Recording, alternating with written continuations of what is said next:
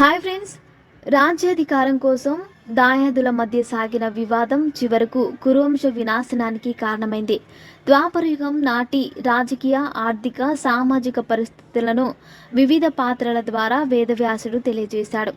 మహాభారతంలోని కొన్ని పాత్రలు మాత్రం తరచూ ప్రస్తావనకు వస్తాయి.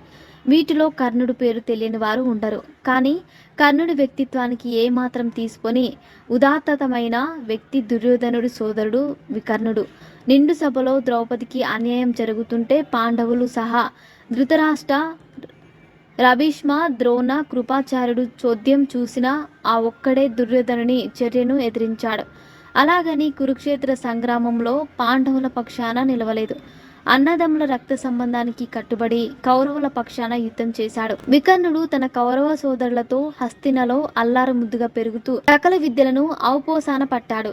దుర్యోధనాదులతో కలిసి భీష్మ, ద్రోణ, కృపాచార్య లాంటి వారి వద్ద యుద్ధ విద్యలో నైపుణ్యం సంపాదించాడు. ద్రౌపది వస్త్రాపహరణంలో తన సోదరుడు దుర్యోధనుని ప్రశ్నించకపోయుంటే నూరుగురిలో ఒక్కరిగా వికర్ణుని కథ సాగిపోయేదేమో. ద్రౌపది వస్త్రాపహరణం సమయానికి వెలుగులో వచ్చాడు. మాయజూదంలో పాండవులను ఓడించిన దుర్యోధనుడు పనంగా పెట్టిన ద్రౌపదిని ఈడ్చుకుని రమ్మని దుశ్శాసనుని పంపుతాడు. ఆ తరుణంలో భీష్మ, ద్రోణ లాంటి పెద్దలంతా తలవంచుకుండిపోతే ఒక వికర్ణుడు మాత్రం అలా చేయడం తప్పని వారించాడు. ఈ చర్యల వల్ల కురువంశానికే మచ్చ వస్తుందని హెచ్చరించిన వికర్ణుడిని కర్ణుడు అడ్డుకున్నాడు. మాయజూతంతో ఓడిపోయిన పాండవులు షరతు ప్రకారం 12 ఏళ్లు అరణ్యవాసం, 1 ఏడాది అజ్ఞాతవాసం పూర్తి చేశారు. అనంతరం తమ రాజ్యాన్ని తిరిగి ఇవ్వమంటూ కృష్ణుడు, సంజయుడు ద్వార సాగించిన రాయబారం విఫలం కావడంతో కురుక్షేత్ర సంగ్రామానికి దారితీసింది. ధర్మం పాండవుల పక్షాన ఉందని, తమకు ఓటమి తప్పదని వికర్ణుడు ముందే గ్రహించిన తన సోదరుడు దుర్యోధనుడినే అనుసరించడానికే సిద్ధపడ్డాడు. అలాగని నామమాత్రంగా యుద్ధం సాగించలేదు. కురుక్షేత్ర మహాసంగ్రామం నడిచిన ప్రతిరోజు అతని ప్రతిభ మార్మోగుతూనే ఉంది. విలువిద్యలో కర్ణుని తర్వాత ఎన్నదగిన యోధుడు వికర్ణుడు. అందుకే భగవద్గీత తొలి అధ్యాయం అర్జున విషాద యోగం 8వ శ్లోకంలో వికర్ణుని ప్రస్తావన వస్తుంది.